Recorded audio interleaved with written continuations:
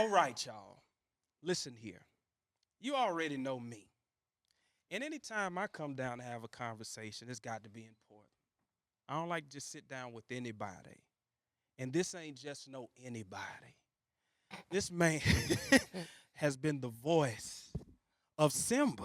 I'm about to make him feel old a little bit because I remember going to see that in 94. So 94, I wasn't even in kindergarten yet. Oh, Yeah. I saw that. Lil Michael. yeah. Hmm. Yeah, I'm going to go and watch that again now. Yeah. And a myriad of others. ATL. Yep. Yep.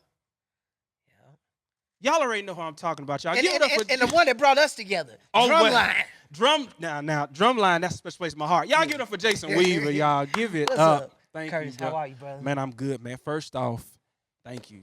Oh man, thank you. Thank you you for for inviting me bring here. your mic to you. Can So you that hear way me? I need Check. I need all vocals. Check. Just to One, make two. sure. Okay, We good. go. Man, thank you. No, thank you, man. Thank you for having me here. It's a pleasure to come on the show on Doers. Doers. Nah, man, this is a conversation that's been long overdue because I've been following your work online now for some time, Wow. enjoying your content.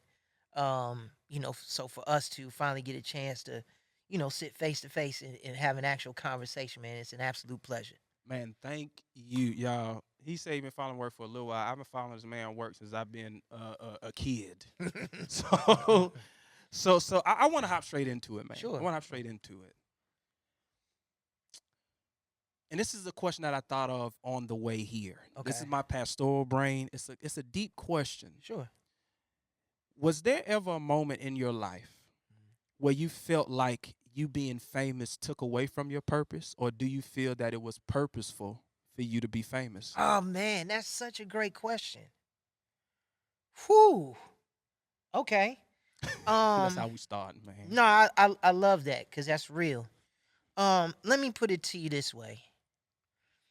I think during the time when I was a kid coming up in the business, um, fame and notoriety was just something that I viewed as like just part of the game that I was playing Mm. in. I've never put a great deal of emphasis or energy into being famous or being known or to have a certain level of notoriety. For me, it's always been about strictly the work. Okay. I've just always recognized that fame was kind of like one of the stipulations in the unwritten contract that you wrote with Mm. God or that you signed with God when you were blessed with that gift, right? Wow. Right. Now, as I got older, um, and especially after I became a father, I became a father relatively young age at like 21.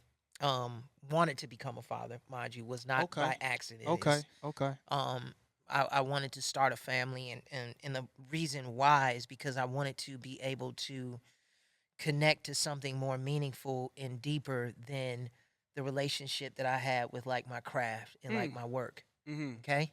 Now through that, through being a father, um, growing and evolving Mm-hmm.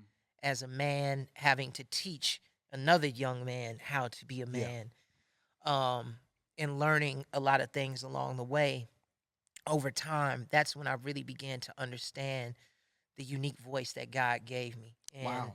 Um and knowing my true purpose and what like the gift that I have, knowing that there are millions of other little kids Mm-hmm. or younger people Mm-hmm. who are kind of looking at me like that too. They may Yeah. not be looking at me in the same light as my son does with me because I'm Yeah. his father, Right. but to a degree, I'm influencing Yeah. a generation Yeah. through the work that I'm doing. Yeah. So it began to dawn on me when more young people like yourself Mm. who grew up watching my work approaching me and sharing that with me. Yeah. When I be in public and they be like, "Man, I've been watching you since you were a kid." And now these people are grown now and they're sharing with me how much of an impact those projects made in their Yeah. lives. I mean, and that's when God really turned on the light bulb for me. It was like, "No, man, like this is what it was all about." It Wow. was never about you, having your moment, Mm-hmm. so to Mm-hmm. speak. Mm-hmm. I gave you this because I felt confident that you would be able to take it touch people's lives, and at some point in your life come to the realization what this is really all about. Mm. And so that's where I'm at now. It's now, at the same time I'm still on my journey. I'm still getting my own personal sense of fulfillment from what I'm able to accomplish in the business and Yeah. things I'm able to do. But I realize more than ever now what I'm doing is kingdom business. Ah, So that's that's good. That's that's good. that's where I'm currently at right now at Hmm. 44 years old, going on 45. Still having fun, still enjoying being in the business, Yeah. being a part of the creative community, but enjoying more the fact that I'm truly rooted in the Holy Spirit to where like I Y'all, know he I is know how to saved for handle the real. Hold on success. now. I wasn't expecting. No, no, no. It's for real, man. It's for real. And it's not, for me, it's not about religion, although I was raised in the church. My uh, grandfather uh, was a pastor. I come from that. yeah. Um, but even with that, over time, my relationship with the Lord um is not just about reciting scripture Mm. anymore, but having that scripture truly written on my heart and me living that every day Yeah. to the best of my Yeah. ability. I still have my hangups. Don't we I all? have my We flaws. all have them. There are things that I definitely need to get better at doing. I'm pretty sure if every part of my character was real to everybody, they'd be like, "Oh my God!" But Yeah. regardless of whatever, the Lord still walks with me and is still blessing me to be able to use my voice and my talent to connect and to influence in a positive way. And I'm just truly thankful for that. That was another reason too why I wanted to, come here and be a part of this show because I know how committed you are, Yeah. um, to walking the path and also leading our children or our youth Yeah. in the right direction as well. So yeah, that's where I'm at. All That's where right. I'm at. All right. All right. Because the reason why I asked that question is because sometimes I find myself in a struggle. Hmm. Like, God, I have this over here, Yeah. but then I have this growing notoriety over here. Yeah. How do I merge the two? Mm. Because I find myself a lot of the times I'm gonna just keep my church stuff for my kids, for these group of kids, because I really shepherd and I love these kids. But how do I let them into my social media side to where they feel like they're still being shepherded and I'm not looking like something totally different than what they see me in the pulpit doing on Sundays? Curtis, that's great, man. But the one thing that I've learned, man, being your authentic self is the best way. Mm. Like, I think it's important for the youth, especially, to know too that we're not perfect. Yeah. I Yeah. think that's what Yeah.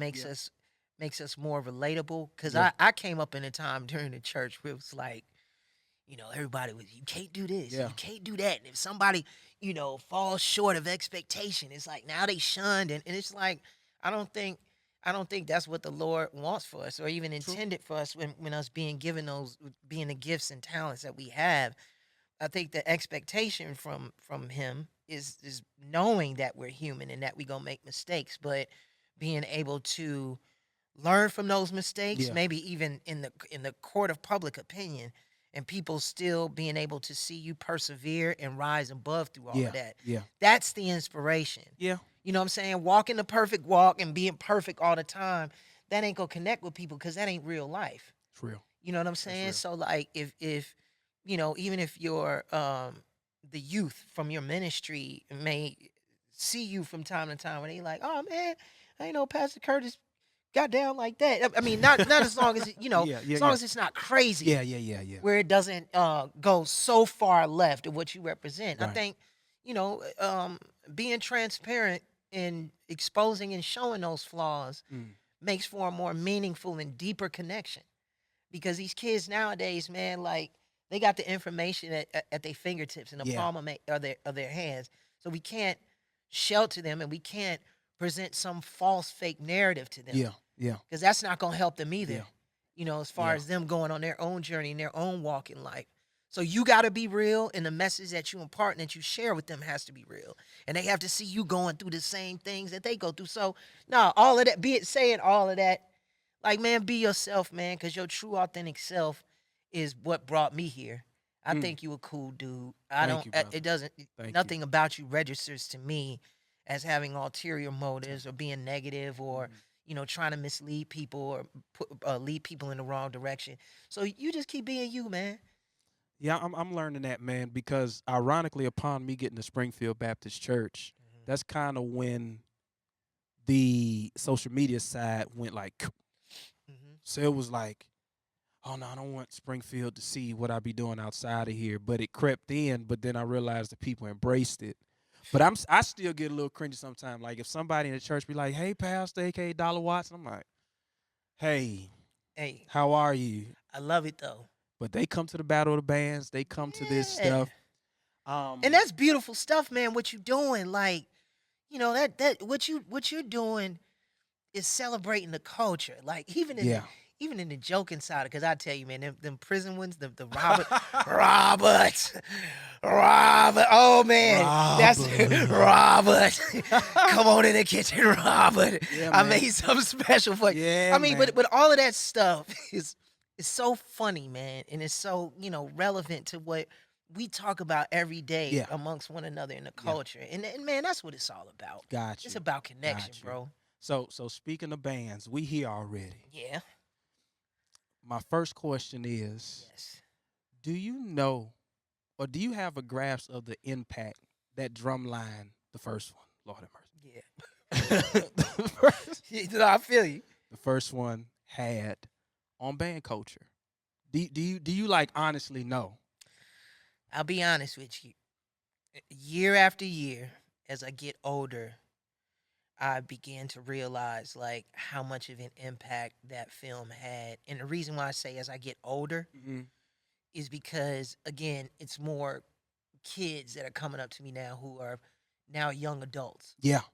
who I may meet at a HBCU experience like a homecoming or something, Okay. Yeah. and they'll go, "Hey, Mr. Weaver, Uncle, whatever." I get called Unc now. Oh, you unk at Oh man, I'm you Unc unk now. stage Yeah, now. man, I'm there now. So I get those kind of kids that approach me and they'll go, "Oh, I'm in this marching band, or I'm in the drum line, Yeah. and Yeah. Yeah. Yeah. Yeah. Yeah. man, the Yeah. Yeah. reason why is because I went to see Drumline with my parents back in whatever."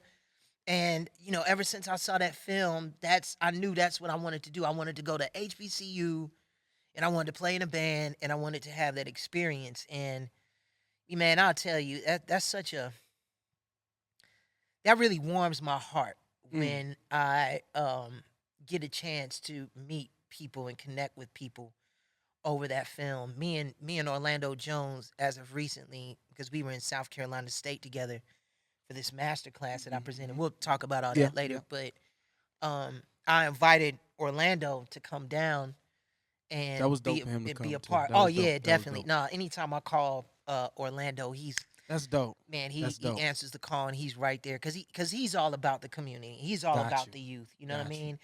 And he's all about helping to elevate our people to another level. You know what Mhm. I'm Mhm. saying? Mhm. For the collective agenda that we have as a Good. people. Good. Good. But anyway, he was there with me, and we're there, meeting all these kids and speaking to the students that were really there and truly interested in getting involved in film and television.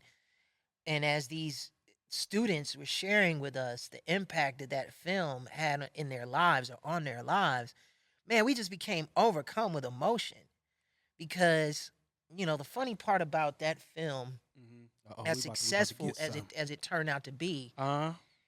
initially there wasn't a lot of excitement or energy coming from Really? 20th Century Fox at that time when it came to like promoting that film or even really recognizing its true value. I Wow. think I think they recognized the value of it in the fact that Dallas Austin was one of the executive producers, co-executive Yeah. producers, music legend, Atlanta music legend for people out there who don't know.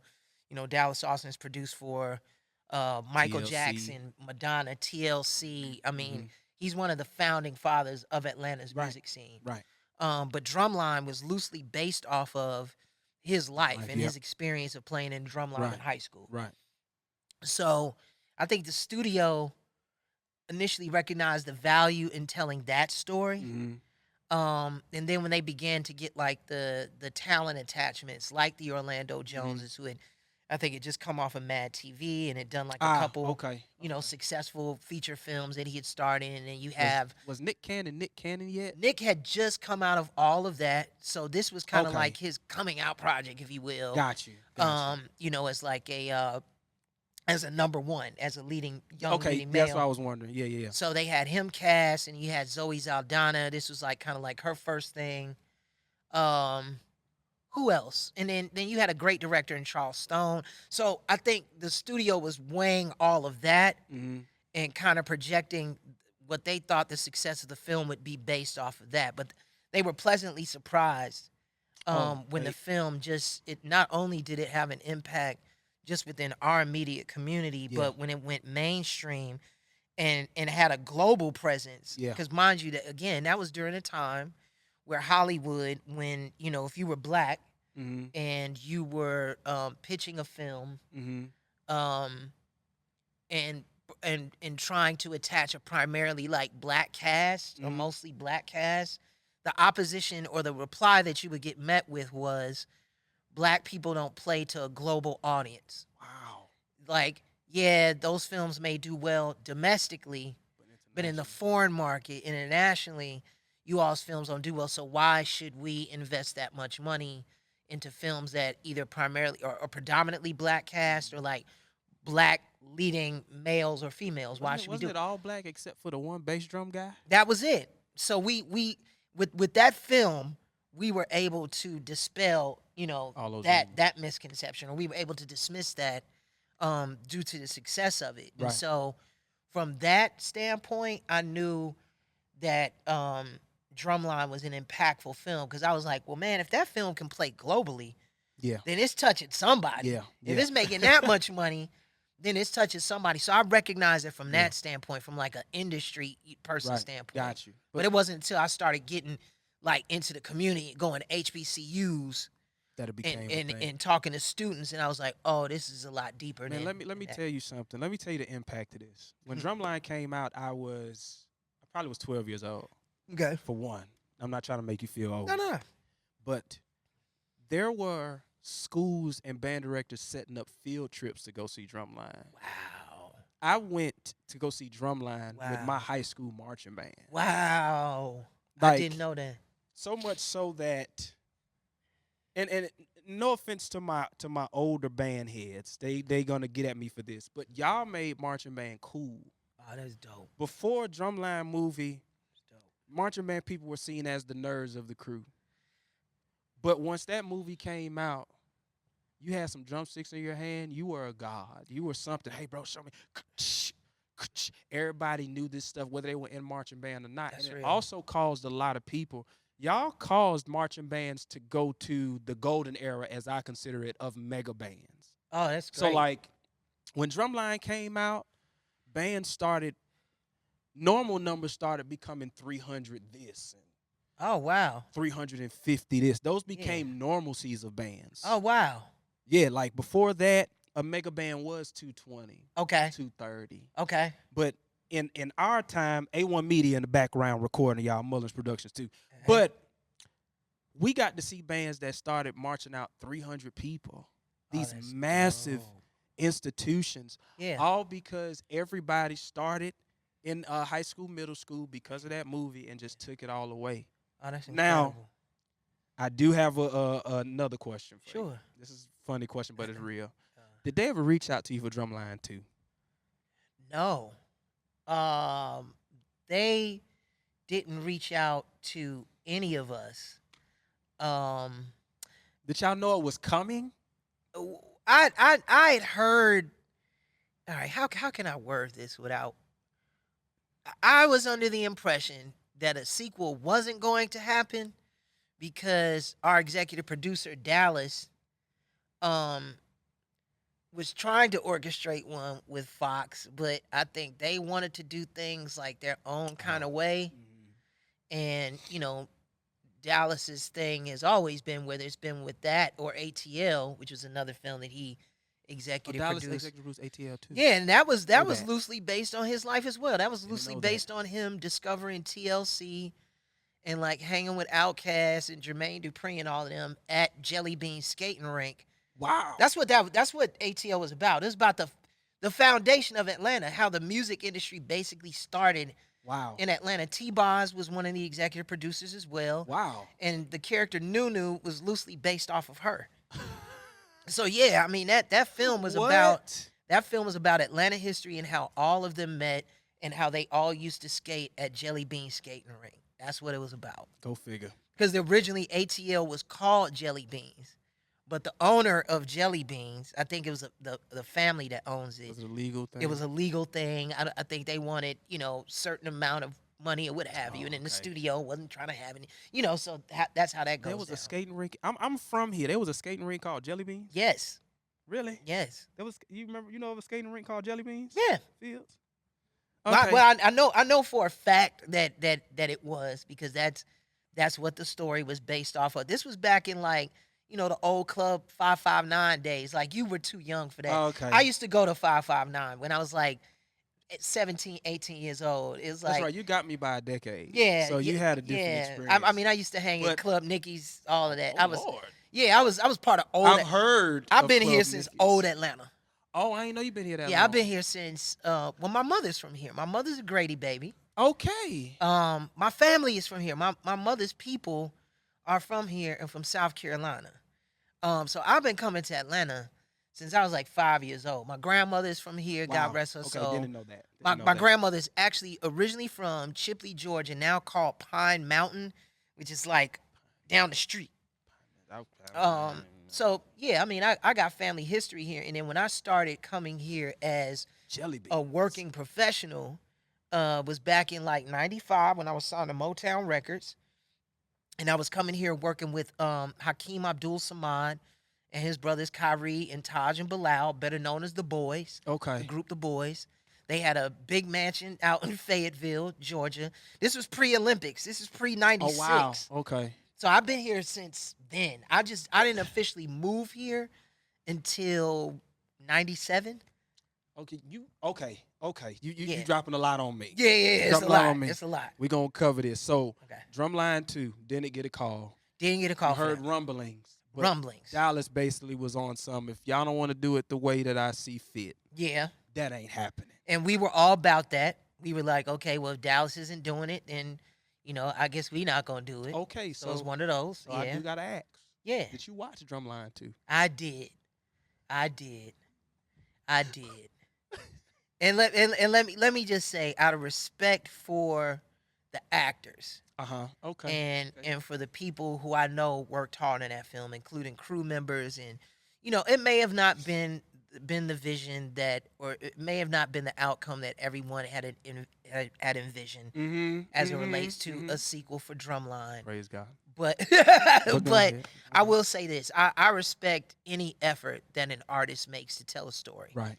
Storytelling in the realm of film and television is not easy. Mm. A lot of people think that they can just easily pick up a script or pick up a piece of paper or a typewriter, or whatever, start typing some stuff, or they can set up a camera and start filming some I stuff tried that once. and make a movie. It's not that easy. So what I tell people, or what I try to convey over to people when they're critical of a film is, yeah, you're entitled to that because you're the audience member. Yeah. We make the work for it to be critiqued. Yeah. And if it's not received well, that's just all part of it. But what I always ask viewing audiences to do is, while providing your opinion, just take into consideration the amount of hard work that was put into it That's real. and the hours. And so, yes, it may have not met up to my expectations of what I thought the sequel should have been, what it Yeah. should have looked like. Yeah. But I respect the fact that the actors and everyone associated with the film put their best foot forward. And Okay. I think that's a very respectful way of approaching that without totally dismissing people's hard work. Man, you're so good at that answer. Because I want to tell you, like, my guy right there, he had a part of that film. Okay. Mm-hmm. Okay. Mm-hmm. So and see also- that see, I would have offended him. I was just wondering. No, I mean, he wouldn't have been offended. The Yeah. band world talks about that movie. Oh, okay, You know what I'm okay. saying? He's shaking his head. The band Yeah, world talks- yeah. But the one thing that I do give, and this leads me to another question. Sure. Drumline 2 gave a lot more players from the era, like actual players, Yeah. the opportunity to be in this movie. Yeah. Now, the question I have for you: Yes. when they approached you with this film, Yeah. did you enter into it thinking like, I gotta learn the top tier drumming, or I'm just here to do my job? No, I went into it committed. I wanted to Oh, learn. okay. I wanted to learn Okay. because, and I mean, I take that back to, in the days when I played Michael, when I played Michael Jackson. Ooh, It's like, drop. Hold on. See. This, I told y'all, man, played Lil Michael, man. yeah, but Yeah, man. that's where Yeah, man. that's where that comes from. Lil It's Michael, like man. if you're gonna jump into the pool, learn how to swim. Yeah. Learn how to swim. Like, you've been thrown into the pool. You said that you can swim. All right, Yeah. now you've been thrown in the deep end. Swim.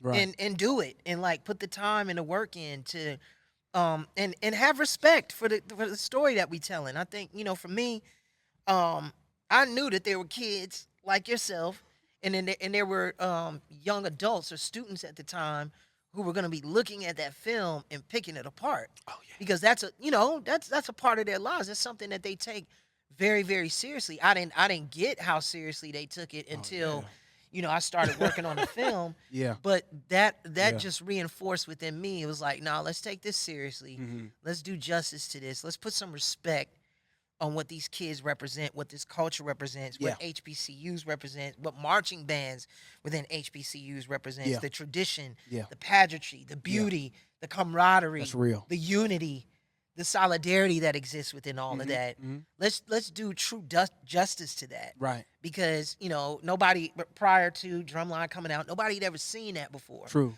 So we knew we True. were representing an element or a component of the culture Yeah. that had not been really represented, and it was important that it was represented right. So I know from me, my personal standpoint, I was committed to making sure that I did my job. Okay. And I know Nick was on it. The whole cast was. I'm not just gonna say just me. I mean, Nick upset me a little bit though. I'm gonna tell you why. Why? Let me Why? tell you. Let me know why. That man got and my drummers. Y'all will remember this. Nick Cannon got on the news with the drum on. Yeah. And they was like, "Oh, Nick, do you play?" He was like, "Yeah." Yeah. And he played one of the worst things. And that's the first time that we found out those weren't his hands. No, that was Snoop's hands. That was my boy Snoop. And pardon me, Snoop. Man, I forgot your government name. But no, Nick had a double. All that sticking and stuff. See, but that's what I'm saying. So at the beginning, for a 12-year-old me, 12-year-old other people, like, oh, Nick Cannon fire. Nah, Nick Cannon hard on these drums. What? And then he get on the news. He got the drum on. And they like, hey, man, Nick Cannon play something. And Nick literally said, I got y'all. And did it.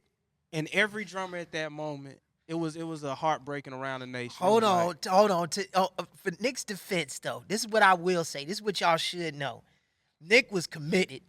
Nick walked around with that drum shout and out them to incredible drumsticks. Nick Cannon. He even had that practice pad. Man, he stayed with that practice pad More power to and him. with them sticks every day. Now, I will say, because I was on bass drum, so there wasn't a lot of there wasn't a lot of demand on me. Yeah.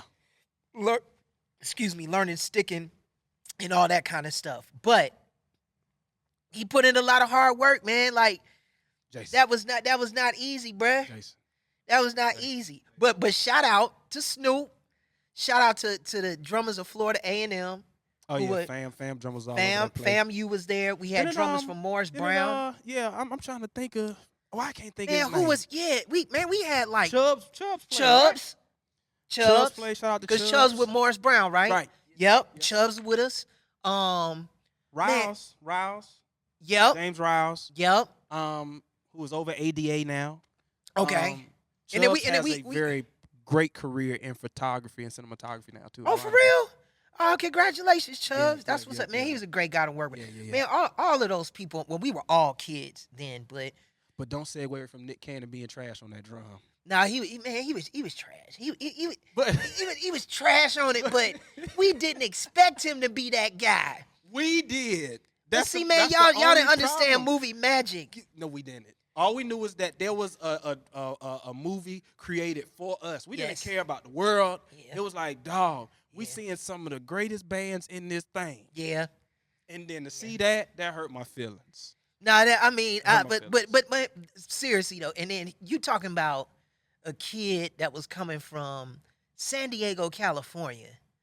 I don't think had ever prior to that had any like real experience of dealing with HBCUs, understanding what the band was.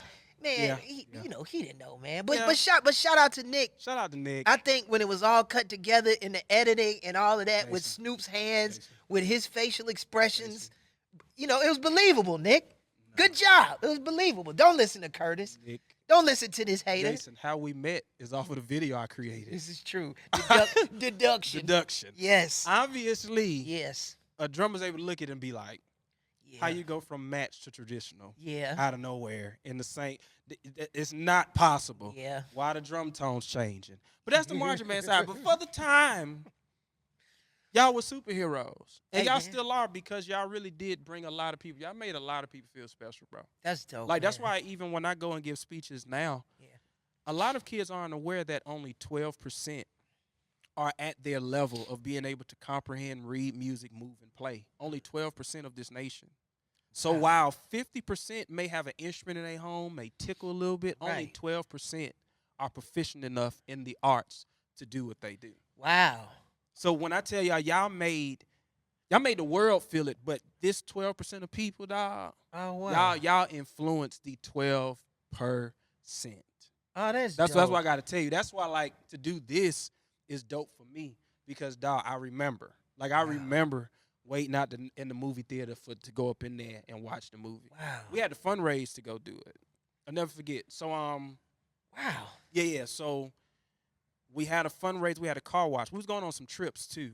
Yeah. But where we were fundraising at was in a parking lot of Kroger off of, is it South Harrison, North Harrison? One of the two. Okay. Anyway, so we was doing a car wash, and so my band director says, hey, you know, Drumline is out in the movie theaters right there. Yeah. If y'all fundraise a little more, we'll just all go see it as a unit.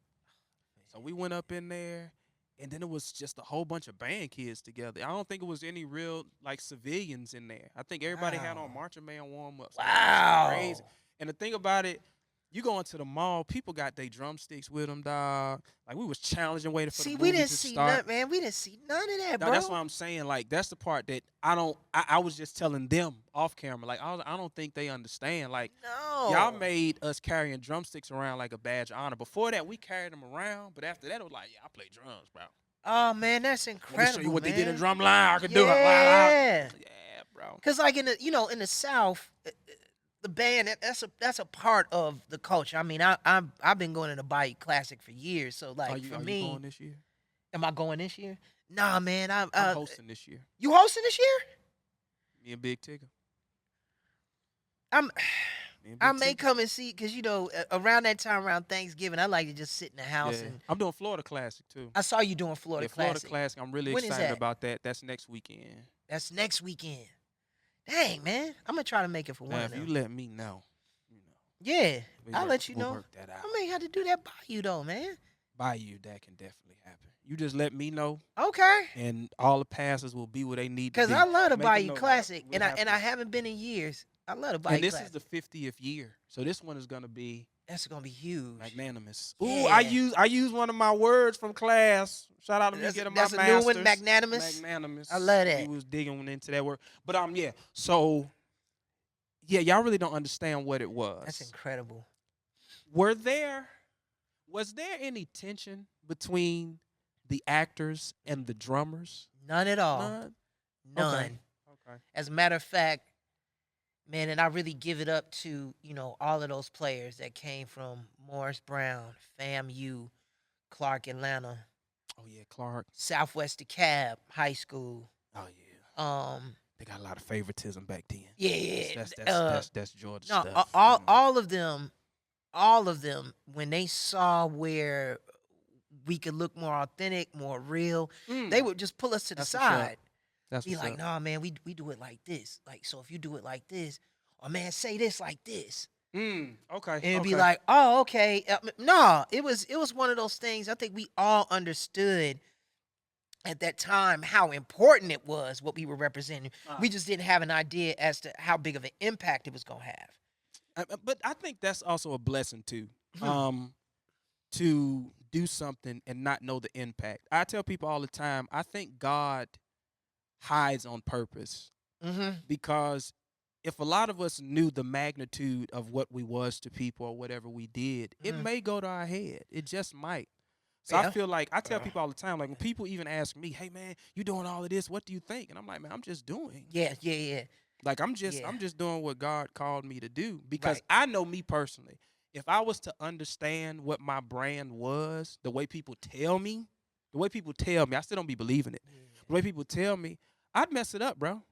No, I feel you. It's funny that you say that. I can relate to that. A lot of people ask me that and be like, "Man, with the stuff you've done in your career, man, do you know how impactful and this, that, and the other your work has been in my life?" And it's not that I don't appreciate that or regard it in the Hmm, way that I hmm, should hmm, by hmm. thanking God for that, but I can't allow myself Yeah. to stew in it. But you're also doing the work though. I've been on set one time and I was an extra. No, the reason why I segue into Okay. that is Okay. well, I'm gonna ask, not tell you, because only you would know. Hmm. Dog, being on set is rough.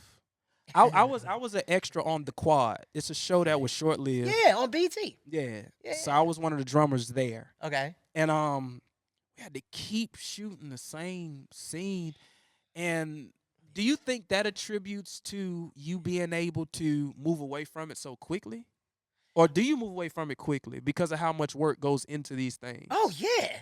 I mean, because when you get through working that amount of hours and putting that much brain power into it, like people don't know.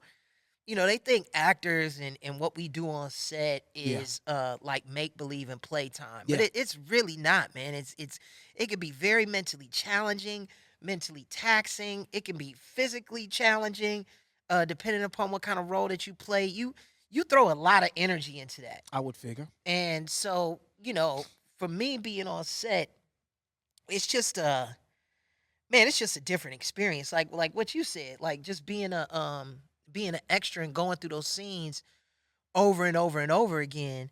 It's like by the time you get through with your day, you ready to cut it off. Yeah. You ready to go, nah, man. Call I want to times get back 4 in to the morning. We 4 in not the leaving till morning. 2 in the morning. Yeah, I'm like, I'm just an extra, bro. So I can only imagine. yeah. With like for people that got speaking lines and Oh man, you nah. actually have a character in this. Like It's for I ain't real. gonna lie, the Quad, I just walked off. I Hmm. did. They was like, well, you're not gonna get your check. I said, look, Keep it. keep the check. Yeah, yeah, I can't do this yeah, because call time was at 6 at yeah, Morehouse. yeah. No. It was the Georgia Dome. Rest in peace to the Georgia Dome, man. Yep. Rest in It was peace. at the Georgia Dome. Yep. We didn't start shooting until 6 p.m. They just wanted Oh, us, that's how they do with but they background didn't say actors. that. Yeah, They that's how just they said, do hey, though. call time 6 a.m. so you can sign in, boom, boom, boom. We can size you up. And then we're just, and we don't have trailers or nothing. We're extras. So we So just sitting y'all around just the there arena. sitting at the tables, the holding We don't area. have like the real craft services. We Right. have like the cheese and the crackers and Right. we don't have the steaks and the prime That's how rib it on this. is. And then That's they how it like, oh yeah, we're is. gonna start shooting soon. Right. We start dozing off and going to sleep Right. in the Georgia Domes anywhere we could. Right. Hey y'all, we about to shoot at 6 p.m. Right. Like we've been here since 6 a.m. Right. And then we shot this one scene from about 6 p.m. to about 12. Mhm. And I'll never forget the scene where this guy had to throw down the saxophone and we just all in the hallway with our drums sort of looking like. Yeah. And they was like, oh, we got to get it from this angle, get it from that angle. Yeah. I got to say with more intensity. Yeah. And after that, they said, okay, y'all, we're not done for the day. I said, you know what? I'm Y'all out. might not be, Yeah, yeah. but I am. I'm done. And they No, was like, it's Curtis, what you going to do with your check? I said, look, this ain't worth this, bro. no, it's real. It's a process, and I will say, how background actors are treated on set.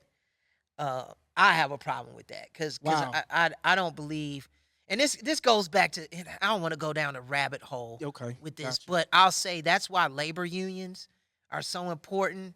That's one of the main reasons why we're on strike right now as actors, why we're still on strike, because there are So you're certain. striking. Oh, right now I'm striking. Like I've been on strike since April. I haven't worked since April. Wow. And neither have the rest of my colleagues or peers. Wow. Yeah. So this is, and I hate to sound naive, but when No. I say like this is a real thing, because I'm not in that field, I Uh-huh. don't understand what. Oh, it's very real. I mean, essentially, what we're fighting for, what we're standing up Got you. for ourselves for, is to be treated fairly, with residual compensation, Got you. making sure that we get, what we're owed, what we're truly owed. Mm. But there has to be a level of transparency there with the studios, where we know from this data that they're collecting from Yeah, the yeah, yeah. DSPs how much we're actually supposed to be getting versus what they feel we deserve. So the same way streaming platforms are ruining the music industry. It's the same thing with film and television, but the thing about it is that there are no unions in the music industry. Yeah. So songwriters and artists, they're fending for themselves. Yeah. We have been able to Have a union. unionize. So, if we stand in solidarity together and if everybody refuses to work, I mean, Hollywood can say all they want to with, oh, well, we'll just replace them. No, we're not replaceable. We're part of the Yeah, yeah, actual yeah. process of Yeah. storytelling. Yeah. So, we're And having y'all to, do this. yeah, and we're having to lean on that, because what they're trying to do is not only that, with lack of transparency, but they're also within the realm of AI trying to duplicate our images and like use them for other films. So let's say I sign a contract. So that's a real thing. Like It's a real thing. So but you let's can do that. They can do that. no, that's what they're trying to do. Let me break it down to Okay. you. Okay. So okay. Okay. let's say take Drumline. I shoot Drumline. Yeah. And they take a video scan image or a digital Yeah, image yeah, of my yeah, body from head to toe. Yeah. Then they take a sample of my voice, right? Yeah. Yeah. They want to be able to say in a contract that they can manipulate that image that they took, that computer generated image, Yeah. use my voice, put that same image and voice into another character, a whole other film, and not have So to pay once they me for scanned it. you one time, That's it. we got them forever. And for background actors, this is what they're trying to do for background actors. They're trying to go, okay, you come to set one time, Mhm. I'm gonna pay you $200. Mhm. When you come, I'm gonna take a scan of you, Oh God. and then I'm just gonna scan you throughout this whole movie or whatever other You movie can that I be want to in a put whole you bunch into. of movies. And you won't get paid a It's getting residual. ugly like that. You won't get paid a performance fee, nothing.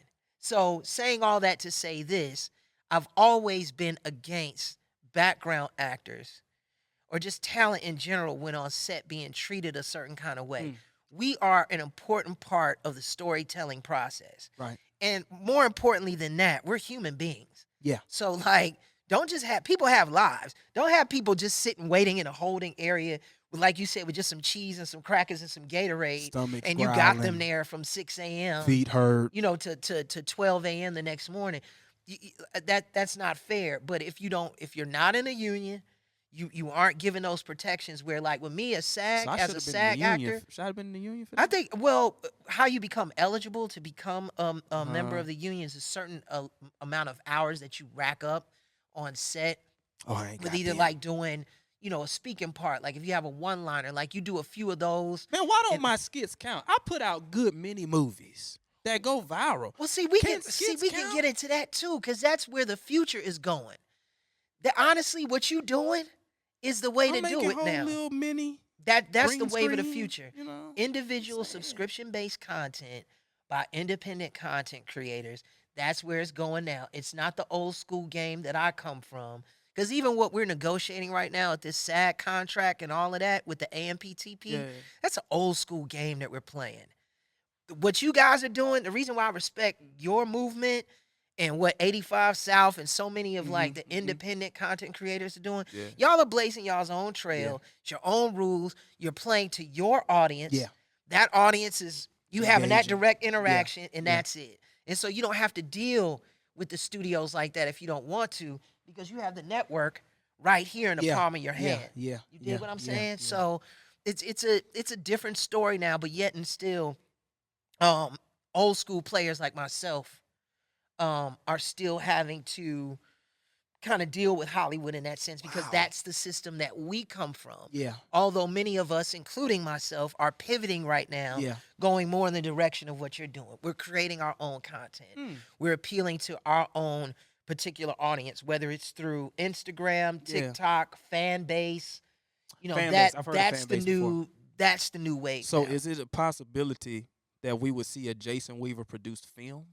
Oh yeah, no, I mean, well, I'm doing that regardless. Even with working with studios, I got a documentary that I'm producing called Brother Yeah. to Brother. I'm also producing an animated series along with my producing partner Joshua Leonard called Wow. Team Supreme. So I'm doing things like that, like within the studio realm. Uh-huh. But my ultimate goal, what I'm forecasting the next 2 years for myself, is doing more content with gentlemen like yourself Mm. or other independent content creators like yourself who have like their own audience that they're playing to.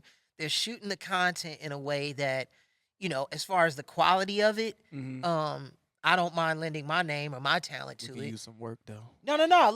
Let's go. That's one of the main reasons why I came to Atlanta 20 something odd years ago. Wow. Because I said to myself then, I was like, once black talent down here realize the gold mine that we're sitting on when it Mm. comes to intellectual property and us just Voltroning, like Yeah. taking people from Yeah. music, Yeah. Yeah.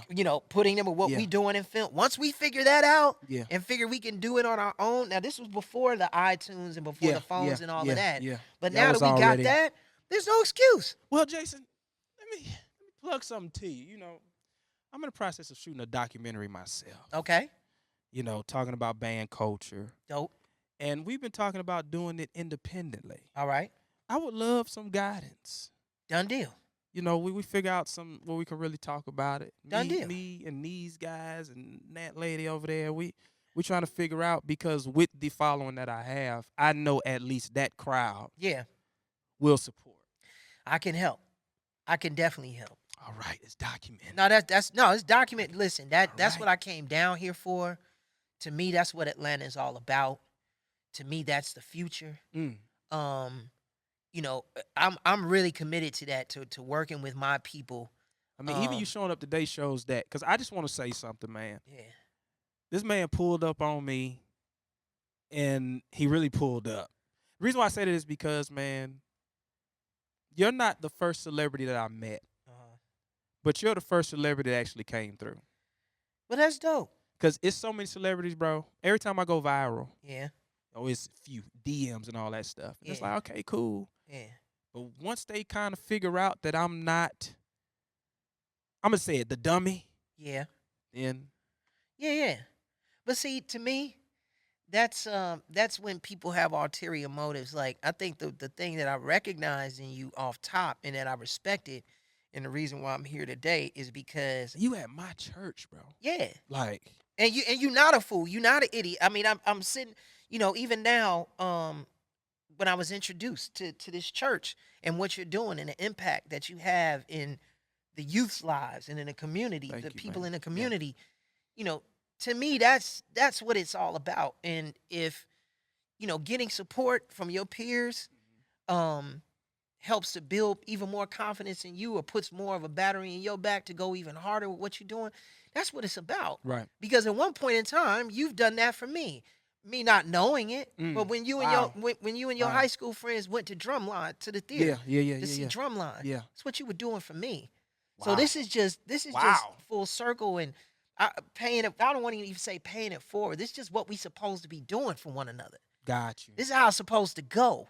Wow. So like man. when I see a guy like yourself who's on a trajectory, I could see you going in the direction. Mm. And I can see you going to the top. Eventually you are going to get that opportunity that's going to allow you to play on a national or international stage.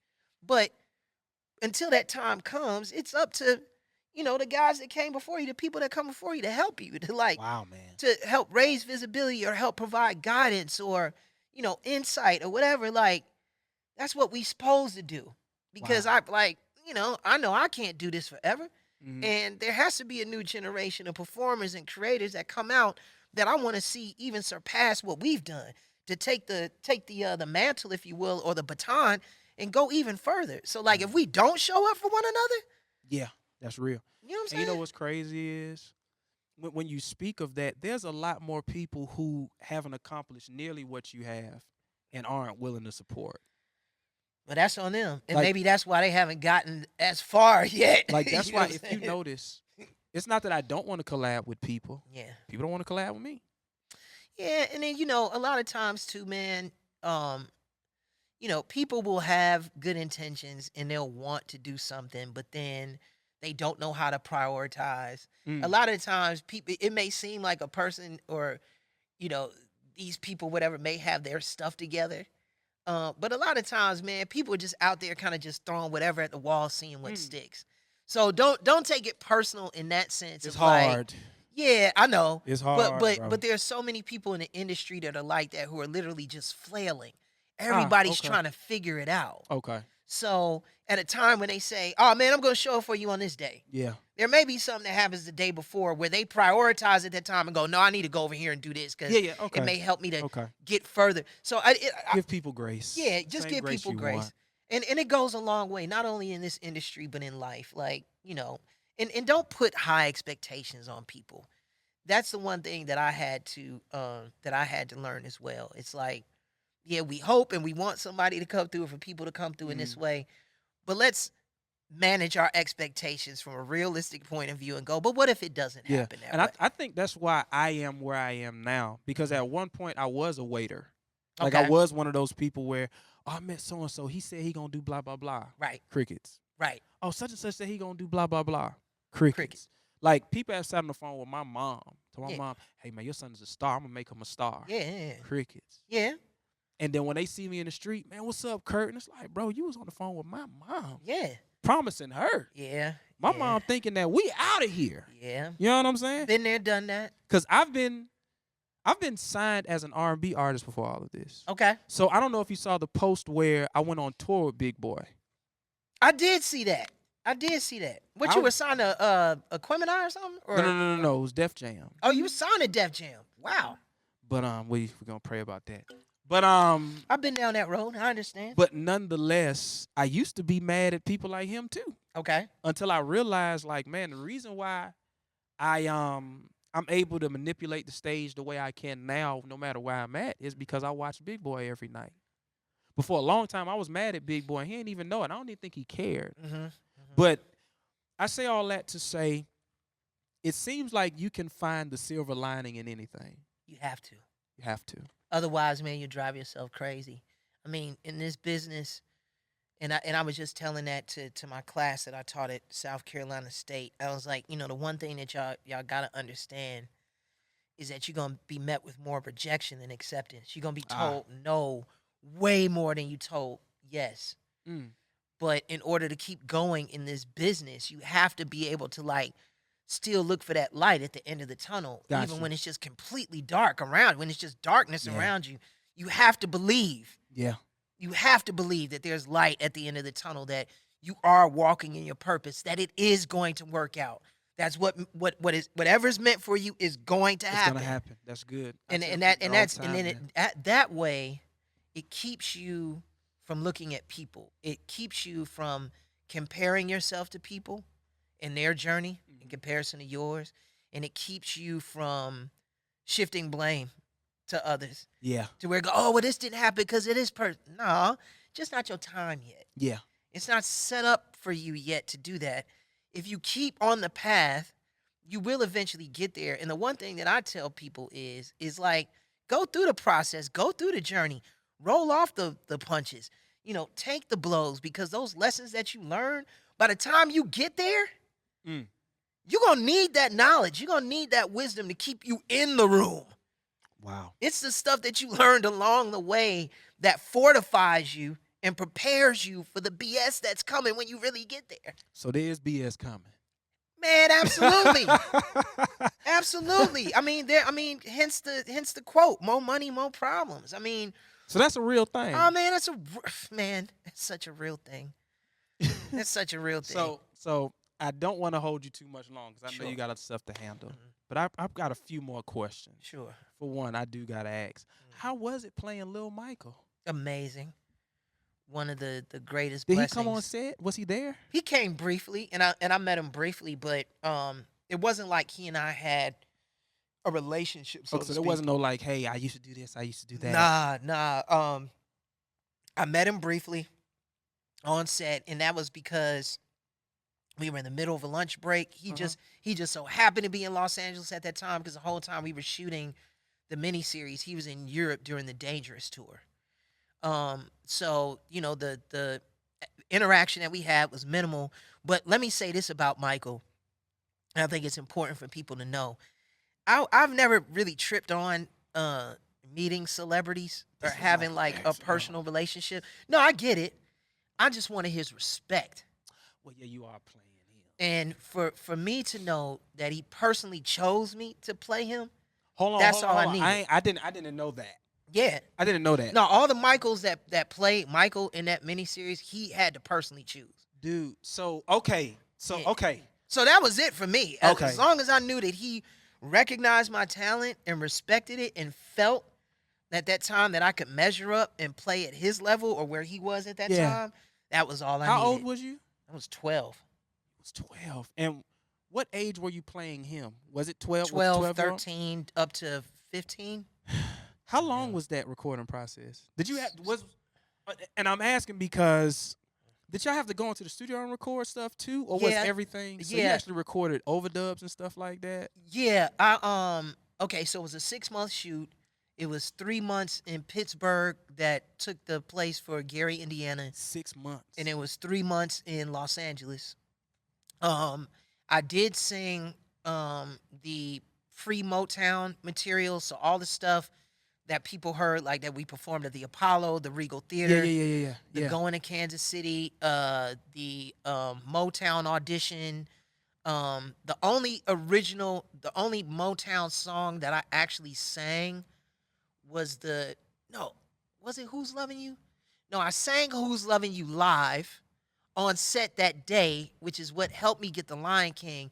But they ultimately used Michael's version for the final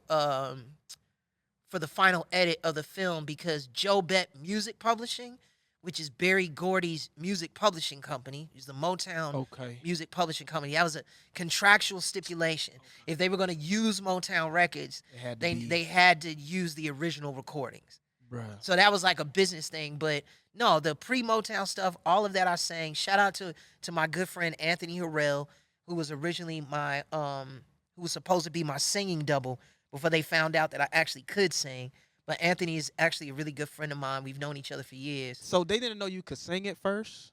No, only the casting director and the director knew. And then I remember getting like a reference tape because we were going to shoot the next day. And they said, "Oh, this is your reference vocal." And I was like, "Why am I being given a reference vocal when I can sing?" And they were like, "Oh, so you want to sing?" I was like, "Well, yeah, like I can sing." So that's how that happened. Oh wow. Okay. And unfortunately, because of that, my boy Anthony he lost didn't a job. he didn't get a chance to Man, go all the I way here through with the taking job. jobs, man. But I had to do it though, because it's like if you're gonna play Michael Jackson, like go all in. Otherwise, what are you there for? So you were singing some of that stuff live though. Yeah, man. Was Yeah. the baby, I got that feeling. That was me.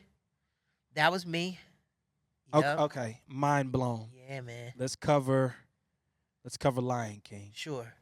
Now, we already know your mom structured a great deal Yeah. for Lion Kings. We already know that. Yeah. But how does it feel all these years later for that work to still be something that flows and goes through? Even though they did the new one, Yeah. people still listen. My kids want me to play your version every morning. These are That's my dope. kids. That's dope. My kids, my youngest are 3 and 4. Wow. Hey, Dad, can you play Simba, please, Baba? That's dope. So it's like, That's dope. I'm just trying to understand who you are, bro. Nah, man. You know, Curtis, even with that, man, I give all praise and thanks to the Lord for that. My God, come on. I mean, Give it to him. to walk into an opportunity like that, You were Simba. yeah, man.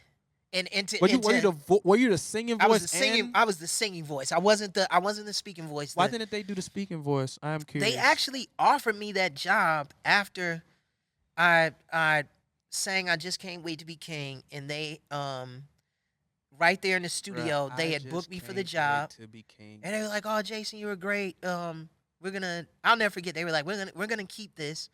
So, we're gonna do a contract with you to do the singing voice for Simba. So we're moving forward with that." They were like, "But while you're here, would you mind saying these lines? We just want to hear your voice." So I went back in the booth, did the lines. Was Mama there with you? Yeah, my mother was there. Okay. And Make sure I'll wasn't never trying to get forget. over I on was you. in the vocal booth and I saw them like powwowing, Yeah. and where they were really trying to figure out how to actually make that Yeah, happen. yeah. And then they called me from the booth and they were like, we want to offer you the speaking role as well, but we were just made aware from business affairs at Disney that we're currently negotiating with Jonathan Taylor Thomas, Okay. and we're probably going to close the deal today. Uh-huh. So, And how although old were that was you? great, I was 13.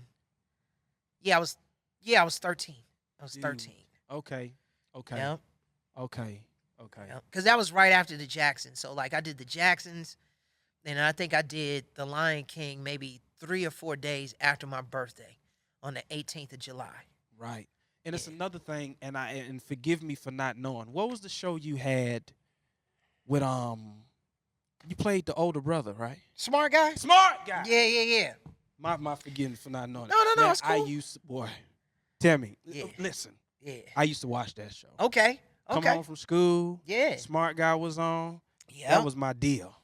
That was my deal. I I loved working on that show too, man. Loved working with How many seasons did y'all do? We only did 3, man. It Unfortunately. seemed long. I guess when you're a kid. When you're a kid, yeah, it seems like y'all it's was a on for a long minute. season. Nah, we weren't. We ended at our 3rd season, and that was just from the network. They were doing a switch. There were a lot of black shows that helped to build the WB, which is the network we were on at the time. So you had the Wayans brothers, you had the Jamie Foxx But show. Smart guy was a different demographic. That was.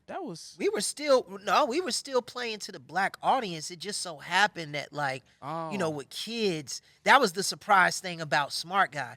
They didn't It wasn't realize a that kid there were show. well, they didn't realize that it was going to attract mainstream audiences. Oh, okay. Because okay. I mean, when you look at it, we're talking about the story of a black family, a family being raised by a single parent father, black father. Single father. You know what I'm saying? Nothing. There maybe have been a couple television shows in the past, maybe who had depicted that or portrayed that, but in that era, it was kind of like the first of its kind. And so, after a while, WB was like, okay, we had great shows like that, and now we're gonna move over to Seventh Heaven, and we're gonna go hard with Dawson's Creek, and and then that's the audience that they began to kind of play with, or play to. Got you. And because we were a Disney-owned show, the show was able to live a little bit longer on the Disney Channel. Okay. So that's why so many people associate Smart Guy with the Disney Channel, because it was a Disney-owned show, but it originally aired on the WB network. Got you. So, Jason, last question. I'm going to let you go. Sure. You having a music career, was that something that you wanted to do, or was it kind of because you could do it, we might as well try? Or did you actively want to be a singer? Great question. Or was it just a... Nobody's ever asked me that before, and I'm going to keep it real. I've always loved singing. Okay. Grew up in the church singing. All right. I come from a musical family. Many of my cousins are hugely successful music producers. I didn't like the business of it. I didn't like the players involved who were behind the scenes, who I refer to as the suits. I didn't like how they interfered with the creative process and how they tried to alter your identity as an artist, and even tried to alter. Because you was already Jason Weaver by the time music came out. What's important about being a great artist is you telling your story from a truthful and authentic standpoint. Yeah.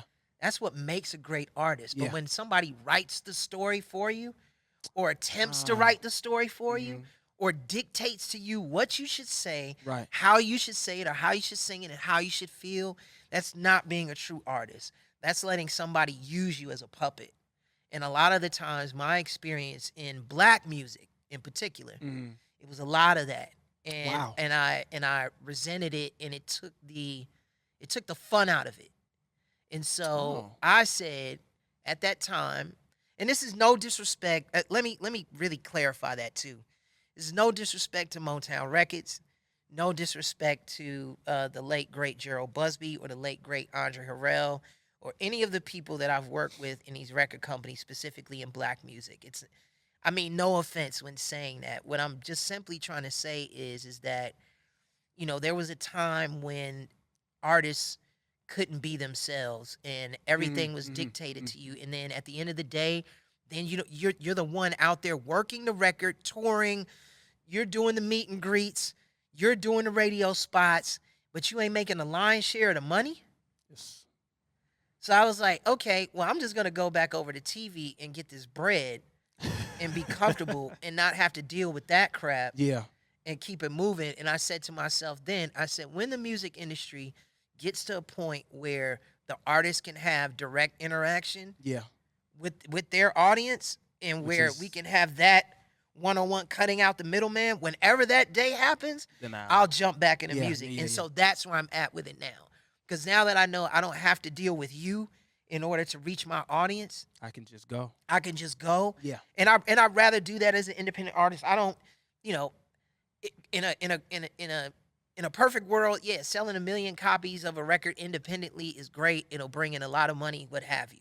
But if I'm able to connect with a good 30 to 50,000 of my core fans that really rock with me, and I'm just servicing them with Yeah. music and content, Yeah. I'm happy with that.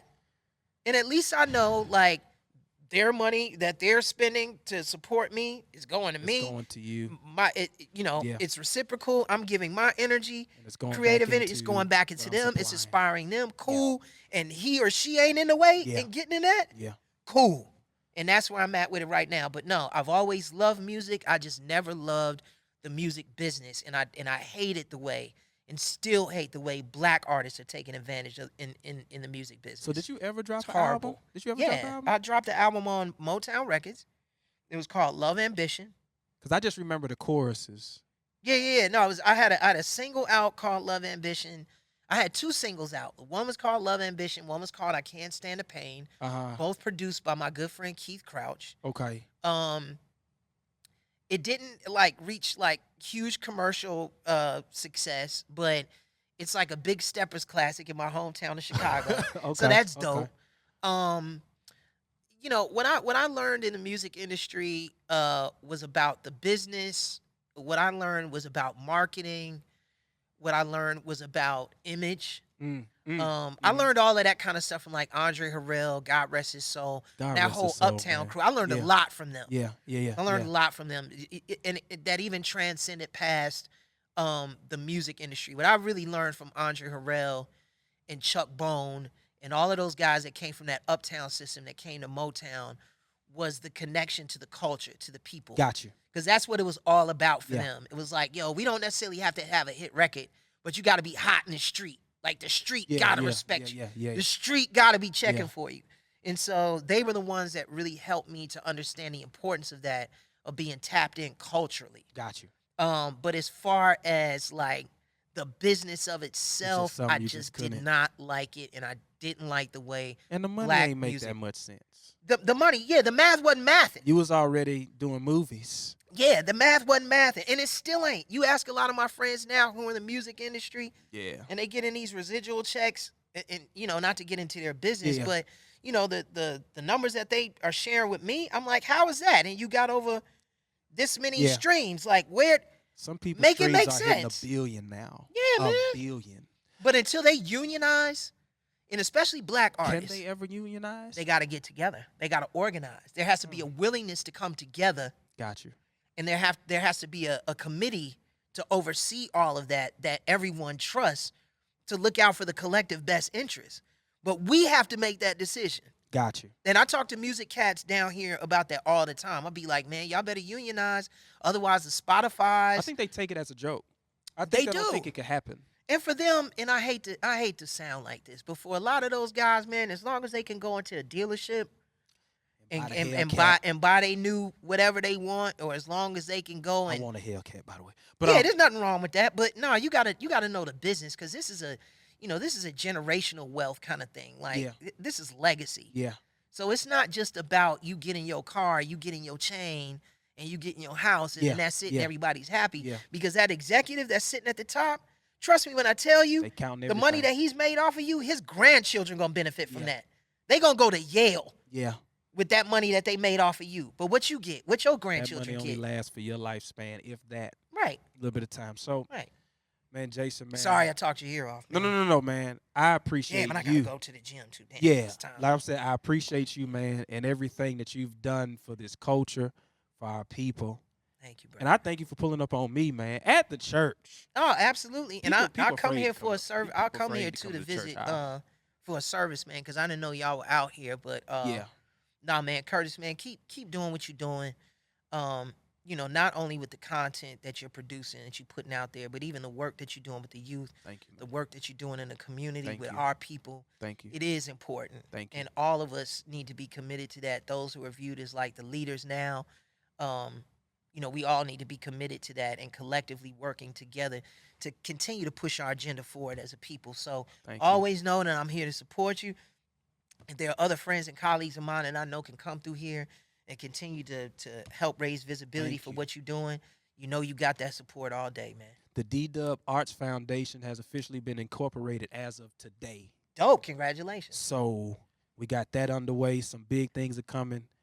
The Dollar Watson Classic is coming. I have my own marching band, battle of the band type deal Dope. that I do here in Georgia. Dope. And we're bringing it back for the second year. Okay. I'm so excited about that as well. Dope. So if you're around, I got you. Okay. All right? No, and I'm definitely gonna try to see you on that classic too, man. Cause you know, I like to spend time with my family like around that Thanksgiving time. Yeah. But if I get in my mood, I may drive down there to Louisiana and Hey, come man, see you, and boy. the gumbo at Superdome is crazy good. And I don't understand real? why. Yeah, it's good. They put us in the suite and everything, bro. We be chilling. Oh, what? We be chilling. Oh, so you sweetening it for the okay? They Yeah, I look may out. have to come they see look you. out. So once Okay. you know, Yeah. let me know. I'll let you everything know. But y'all listen, the Doers podcast has another episode ending. I got the legend himself, Jason Weaver, here. Didn't have to do it, but he did. I thank God for the opportunity. And I'll be seeing y'all once again for another conversation on people that actually do what it is they do with their dreams. Love you all. Be good. Peace out.